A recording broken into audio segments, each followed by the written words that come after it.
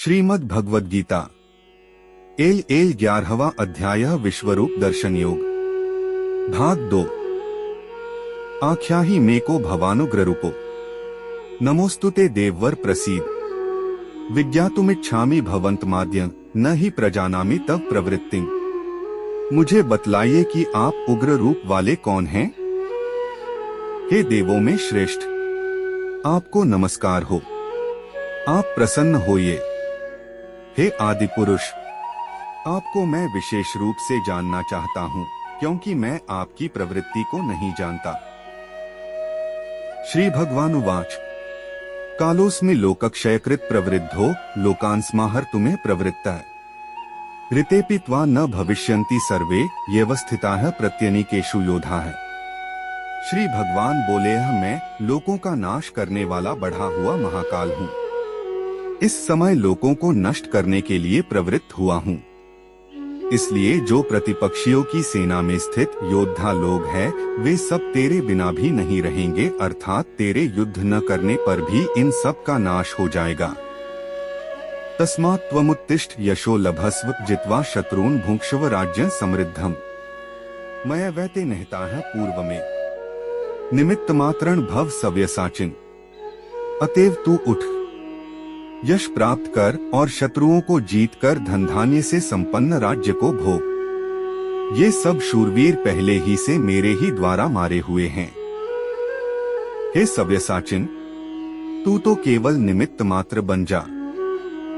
द्रोण च भीष्मं च जयद्रथं च कर्ण तथान्यान्पि योधवीरा मया हतास्त्वं जहिमा व्यथिष्ठा युध्यस्व जेतासि रणे सपत्ना।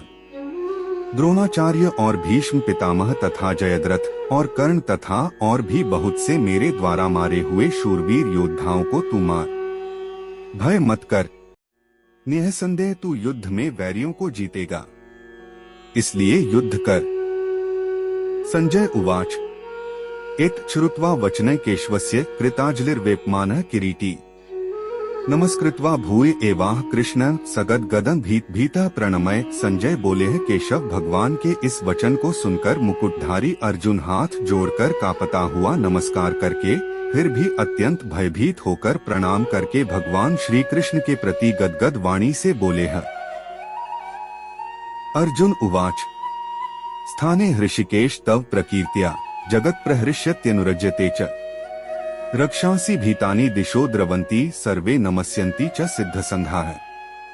अर्जुन बोले, हे अंतर्यामिन, यह योग्य ही है कि आपके नाम गुण और प्रभाव के कीर्तन से जगत अति हर्षित हो रहा है और अनुराग को भी प्राप्त हो रहा है, तथा भयभीत राक्षस लोग दिशाओं में भाग रहे हैं और सब सिद्धगणों के समुदाय नमस्कार कर रहे हैं।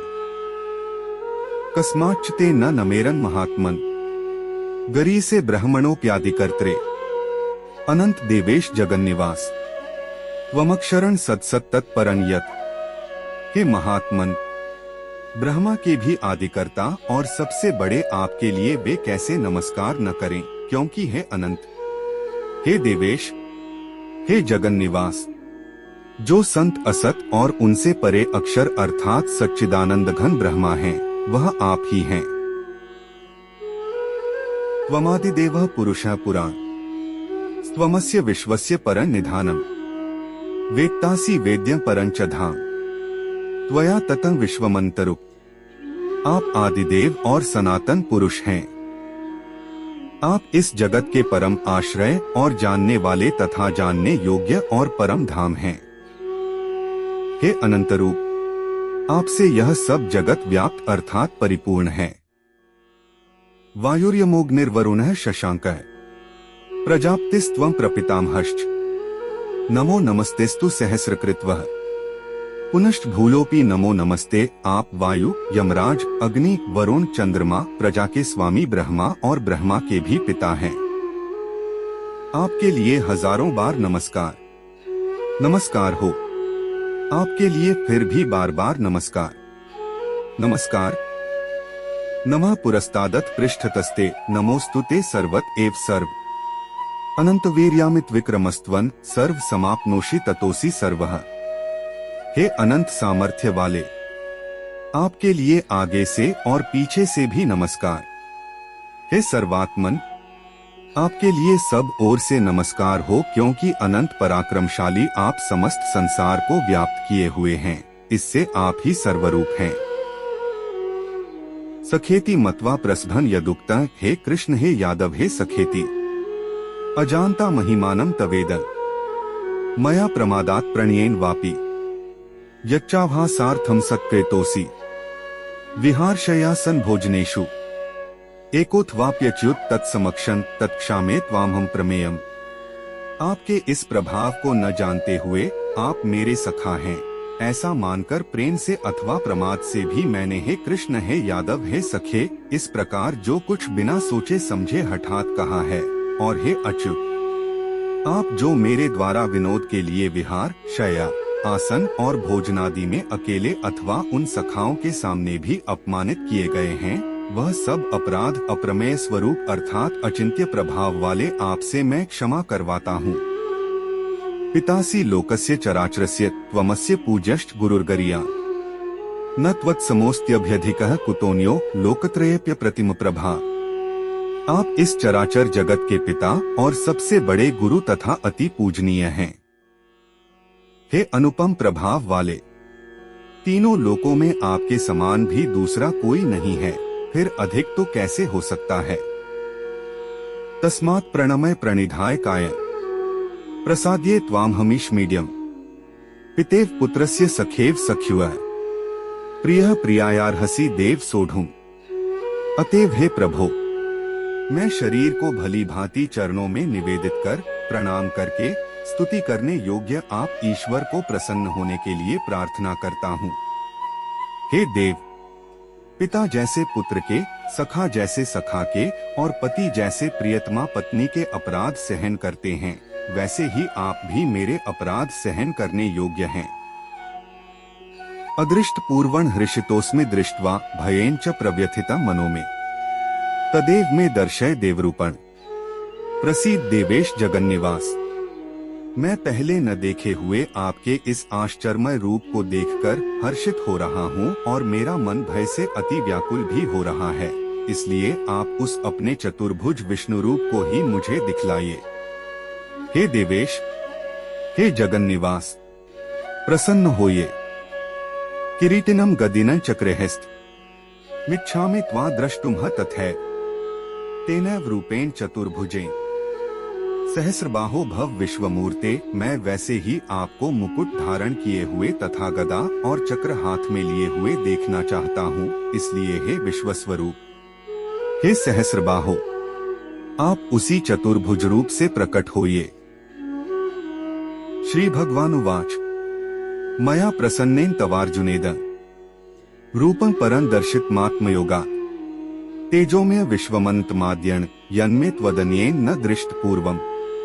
श्री भगवान बोले हैं, हे अर्जुन, अनुग्रह पूर्वक मैंने अपनी योग शक्ति के प्रभाव से यह मेरा परम तेजोमय, सबका आदि और सीमारहित विराट रूप तुझको दिखलाया है, जिसे तेरे अतिरिक्त दूसरे किसी ने नहीं देखा था। न वेद्य व्याध्य नैर्दान त्रंच क्रियाभिर्न तपोभिरुग्रह एवं रूपः शक्य अहं नृलोके द्रष्टु त्वदन्येन कुरु प्रवीर। हे अर्जुन, मनुष्य लोक में इस प्रकार विश्वरूप वाला मैं न वेद और यज्ञों के अध्ययन से, न दान से, न क्रियाओं से और न उग्र तपों से ही तेरे अतिरिक्त दूसरे के द्वारा देखा जा सकता हूँ। माते व्यथा मा च विमूढ़ भावो दृष्ट्वा रूपं घोरमीद्रिममेदम् व्यपेत भीह प्रीतम नाह पुनस्त्वं तदेव में रूपमिदं प्रपश्य। मेरे इस प्रकार के इस विकराल रूप को देखकर तुझको व्याकुलता नहीं होनी चाहिए और मूढ़ भाव भी नहीं होना चाहिए। तू भय रहित और प्रीतियुक्त मन वाला होकर उसी मेरे शंखचक्रगदा पद्मयुक्त चतुर्भुज रूप को फिर देख। संजय उवाच इत्यर्जुनं वासुदेवस्तथोक्त्वा स्वकं रूपं दर्शयामास भूयः आश्वास्यामास च भीष्मेन भूत्वा पुनः सौम्यपुर महात्मा। संजय बोले हैं, वासुदेव भगवान ने अर्जुन के प्रति इस प्रकार कहकर फिर वैसे ही अपने चतुर्भुज रूप को दिखलाया और फिर महात्मा श्री कृष्ण ने सौम्य मूर्ति होकर इस भयभीत अर्जुन को धीरज बंधाया। अर्जुन उवाच दृष्ट्वेद मानुषण रूपं सौम्य जनार्दन इदानीमस्मि संवृत्तः सचेताः प्रकृतिगतः। अर्जुन बोले, हे जनार्दन, आपके इस अति शांत मनुष्य रूप को देखकर अब मैं स्थिर चित्त हो गया हूँ और अपनी स्वाभाविक स्थिति को प्राप्त हो गया हूँ। श्री भगवानुवाच सुदुर्दर्शमिदं रूपं दृष्टवांसि अन्मम देवा अप्यस्य रूपस्य नित्य दर्शन कांक्षिणः। श्री भगवान बोले, मेरा जो चतुर्भुज रूप तुमने देखा है यह सुदुर्दर्श है, अर्थात इसके दर्शन बड़े ही दुर्लभ हैं।